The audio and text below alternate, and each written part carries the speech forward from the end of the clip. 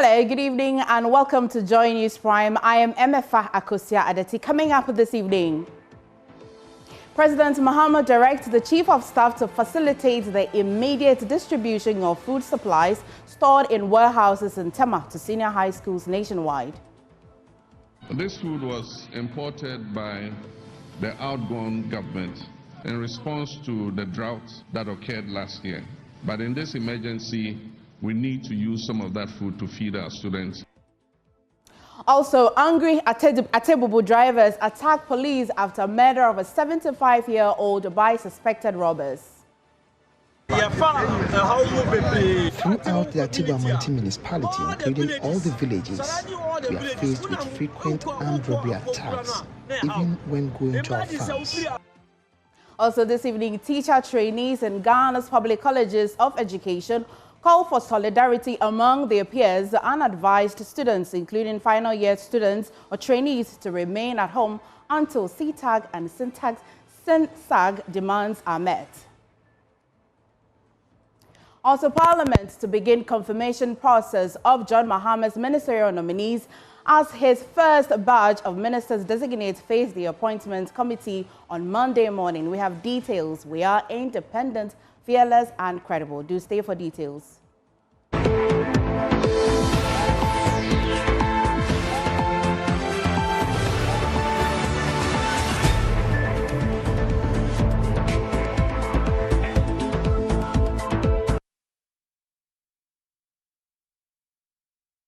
Many thanks for choosing us. First off, President John Mahama has directed the Chief of Staff, Julius Deborah, to facilitate the immediate distribution of food supplies stored in warehouses in Tema to senior high schools nationwide. This move aims to alleviate the ongoing food shortages affecting schools across the country. Speaking during a Thanksgiving service on Sunday, Mr. Mahama also pledged to investigate the National Cathedral project as part of his commitment to addressing pressing national issues.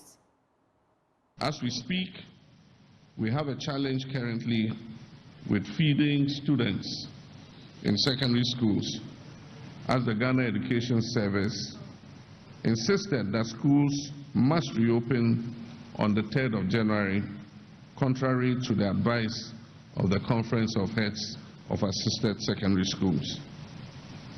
As a stopgap measure, I've asked the Chief of Staff to work with the Ghana Education Service to allocate and evacuate food that is currently held in warehouses in Tema, which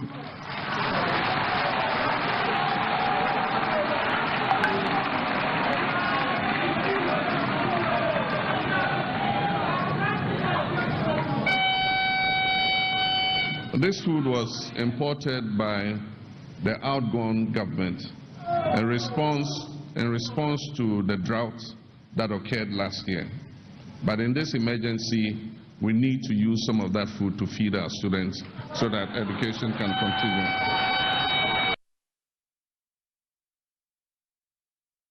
Teacher trainees in Ghana's public colleges of education are speaking out against ongoing disruptions to their academic calendar following strike actions by CTAG and SINSAG.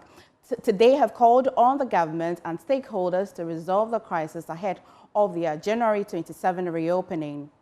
Now, the prolonged strike actions by the Colleges of Education Teachers Association of Ghana and pending actions by the non-teaching staff, they have left teacher trainees in uncertainty. Trainees are calling on government and stakeholders to ensure the academic calendar resumes without further interruptions. The trainees also called for solidarity among their peers, advising students, including the final year trainees, to remain at home until these demands are met. Razak Swale is president of the Teacher Training Association of Ghana and joins us via Zoom. Good evening and thank you for joining us on Joy News today. Now, what are your thoughts on Prinkop's decision to adjust the reopening date to January 27, 2025?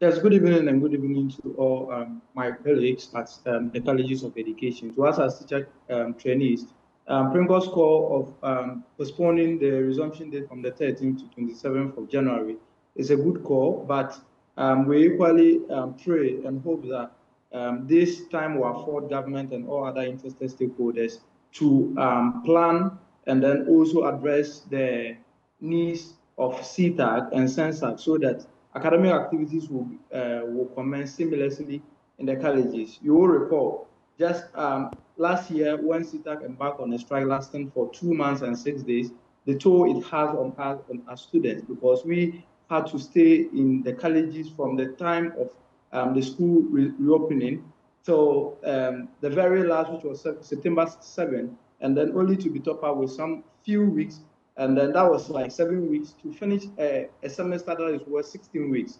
You would get to agree with me that the rate at which you would have to learn, you will be pressured to learn. Teachers will also be pressured to teach in order to be able to complete a coursework of 16 weeks, and then you are bringing it down to 7 weeks. That's the similar issue. We don't want it to continue, and we are appealing to government to address the concerns of CTAG and then SENSAC so that the colleges will resume and there will not be any more further disruptions, and schools will have their academic activities as scheduled. And so you believe from now until 27th is enough or sufficient time for stakeholders to address the issues at hand?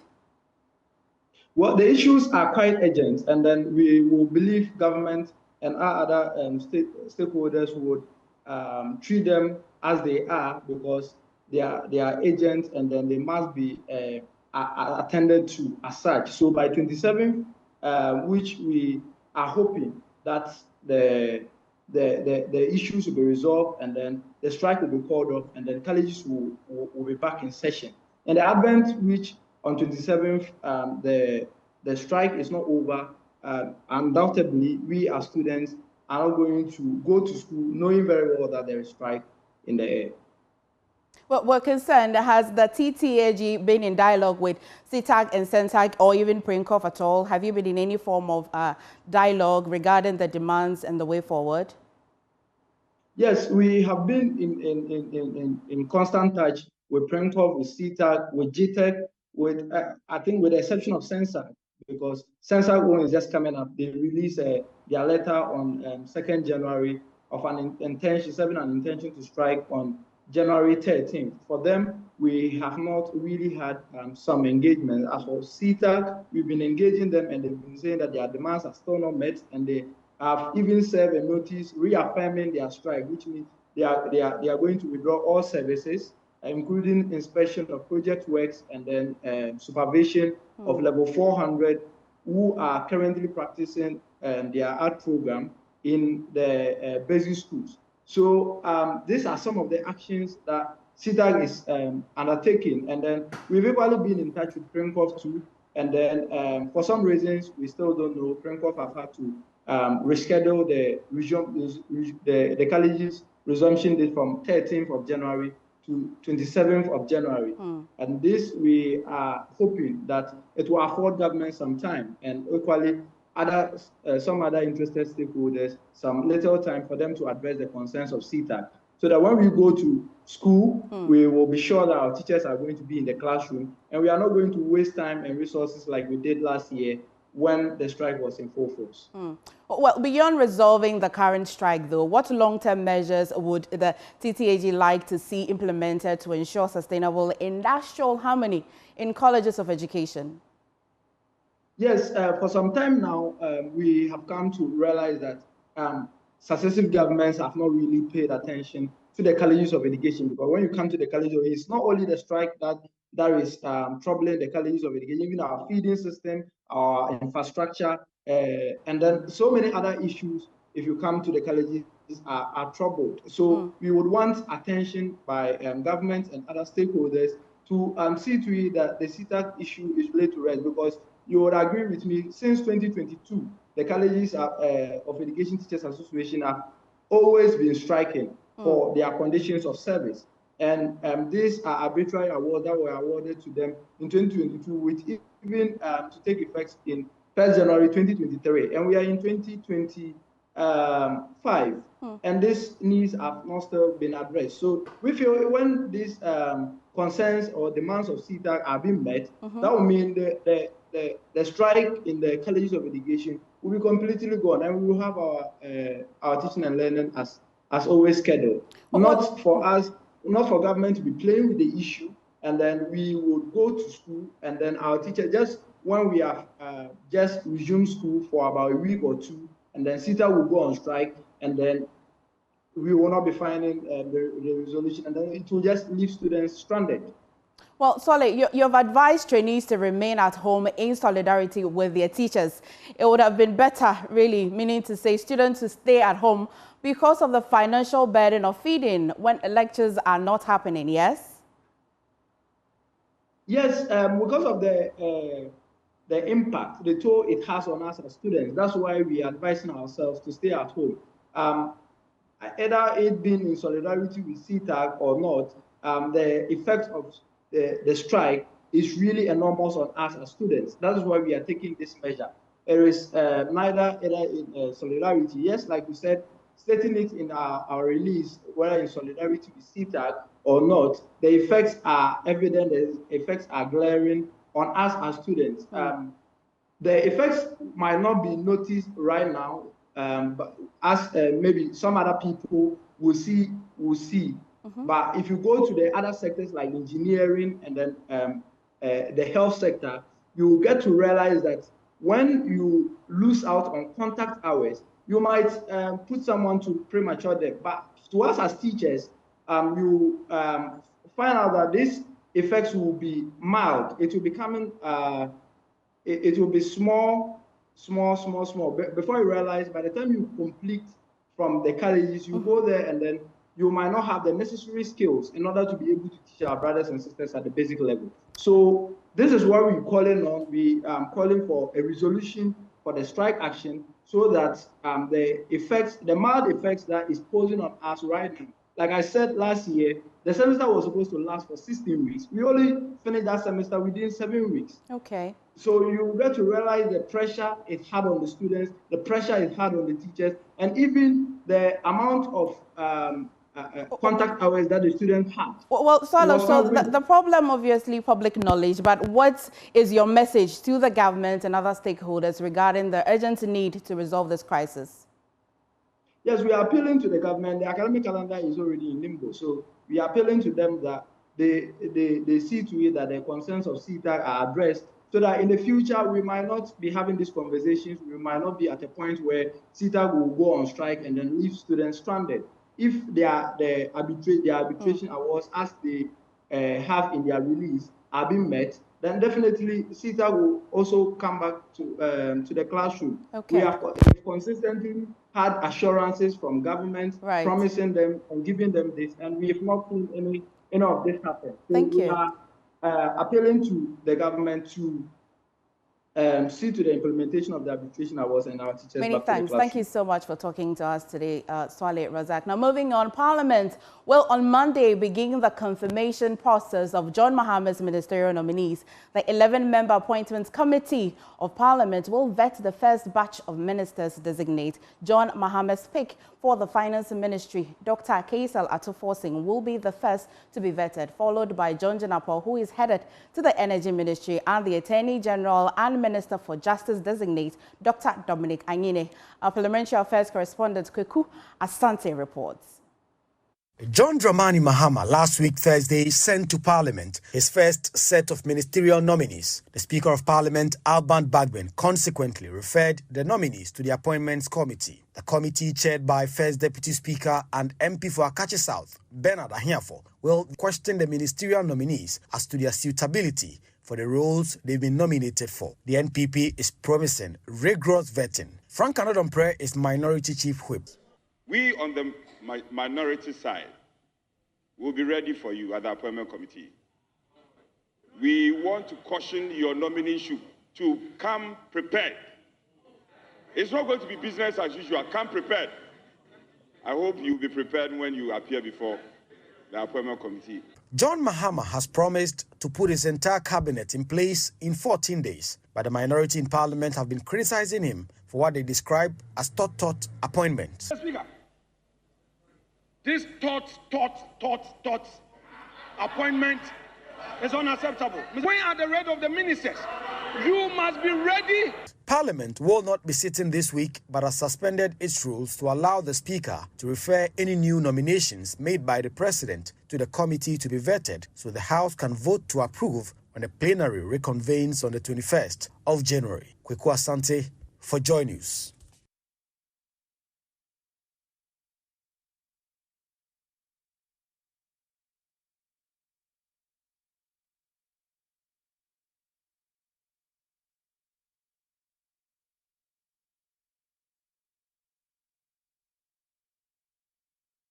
Moving away from Parliament, some aggrieved drivers in the Atebubu municipality of the Borno East region have attacked the area police station following the killing of a 75-year-old driver by suspected armed robbers on Friday.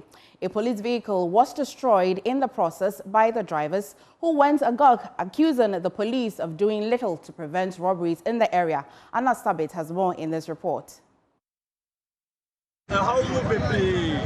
Because most especially, may cover Atebubu surrounding areas. Throughout the Atebubu municipality, including all the villages, we are faced with frequent armed robbery attacks, even when going to our farms.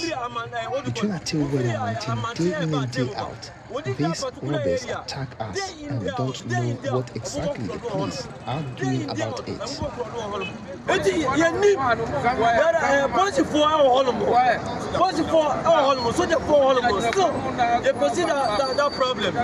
This is one of many aggrieved drivers here in the Atebubu municipality lamenting the increase in cases of armed robbery attacks in the area. On Friday, January 10 at about 8 p.m., a 75-year-old driver, popularly known as Nigerian Man, was allegedly killed by suspected armed robbers along the Atebubu mountain stretch. This prompted angry drivers in the area to storm the area police station, accusing the police of being ineffective in their operations. They pelted the police with stones, blocked the roads and set tires ablaze before vandalizing a police pickup vehicle. They say even though there are enough police personnel in the area, all they do is to pick monies from drivers but do nothing to ensure their safety. We,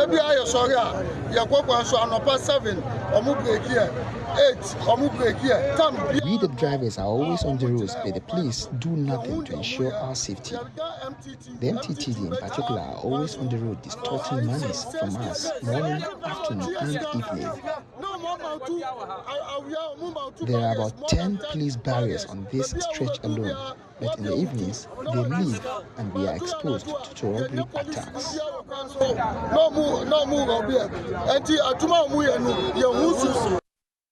The driver union, after this action as part of their protests, laid down their tools and promised not to work until city authorities intervene. George Mensah is the Atebubu Mountain GPRTU secretary.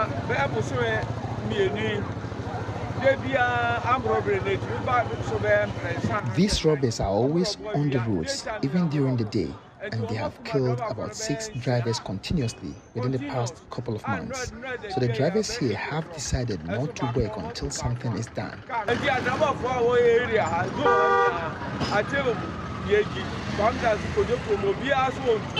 Some stranded passengers shared their frustrations with JoyNews and appealed to authorities to help improve the security situation of the area. Since morning, we have not been able to get cars to go. And when we asked, we were told that armed robbers are gunning over the street. So yesterday, one of the drivers was shot dead, and then as I speak now, it's at the mall. So we are pleading for the government to help us to bring more security men to beef up the security here, so that we can, those armed robbery cases can be kept at Atebubu Mountain district. So we want the government to beef up the military service so that those problems can be solved. Otherwise, the inhabitants of Atebubu Mountain, we are suffering. It took the swift intervention of the military to restore calm. However, there's seeming tension within the Atebubu Mountain municipality. Anna Sabit, Joy News, Borno East region. The opposition New Patriotic Party has set up a dedicated email address to welcome information, insights and suggestions from party supporters and stakeholders regarding factors that influenced their electoral defeat in the 2024 elections. Here is a statement shared by the party regarding the setting up of the committee to investigate the reasons behind their defeat, read by Kenneth JC. Statement, which was signed by the Secretary of the 2024 Election Review Committee, William Yamwa, says the 2024 Election Review Committee is pleased to announce to all party members and stakeholders a dedicated email address to facilitate the collection of information, insights and suggestions from hard-to-reach party members and stakeholders. We encourage all party members and individuals with relevant information regarding factors that influenced the 2024 election outcome to share their input via MPP Election Review Committee at gmail.com. We look forward to receiving your contributions and insights as we work to strengthen our processes. Thank you. Well, we hit the street to find out what people think contributed to the party's defeat: poor implementation of the free senior high school policy and worsening economic conditions were the most cited reasons. First, like a free education, how do you call it, SHS education that we know, it is not all that's correct. They haven't implemented it fine. I think you understand me. Yeah. The economy was so bad also. Everything for MPP is upside down. Yeah, I can even say from the first time of Kwame Nkrumah up to John Mahama, I heard they borrow about 120 billion. And by the time of, how do you call it, MPP government, they increased it up to 700 billion and over. And what are the sum of things that they do about it? Nothing. If you go to somewhere like this Peshi Lagoon, where you see the Peshi Lagoon, the road there, they haven't completed. They used to do things, then they just leave it like that. They just leave it like that. No. Yeah, they never done well. Me a driver ni wo or black sports wa. Na they had yen driver phone they said. Ube tu fum. Na fene kosro. Obi abenjuma yen. I am a driver. The price of fuel was our major problem. The main reason I didn't vote on election day. The economic hardship was just too much to bear. No be fuka a month no be fuka be fu mu kura 10 CD a month. Enyi ska kutowa. Wasan betua dan ka. Light ne water ne sane. Osan hwe busia ne ho be kire no. Me de me view no me hu ne say. In my opinion, the MPP lost the election because Bawumia was promising to fix the mistakes of the very government he was part of.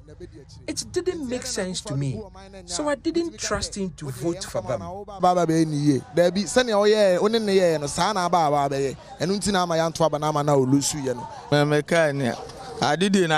no, but I say or play now. I de waiting now. Oh, do I am an say? I believe it was not Bawumia's turn to leave this country. Things were so difficult for us, especially we drivers. The price of fuel kept going up. It was increased again just 2 days to the elections. 2 days I was out to and no crying a can into a correction or say power BMA. They should go and do their homework well, so that when they come to power again, they will govern properly. Oh, but no, what's your betty dollar jinaho? Meme come dada yen. I do bit my yen, near who say, oh, yeah, dear boy. Mimi side Nidia, Nami who say noon so.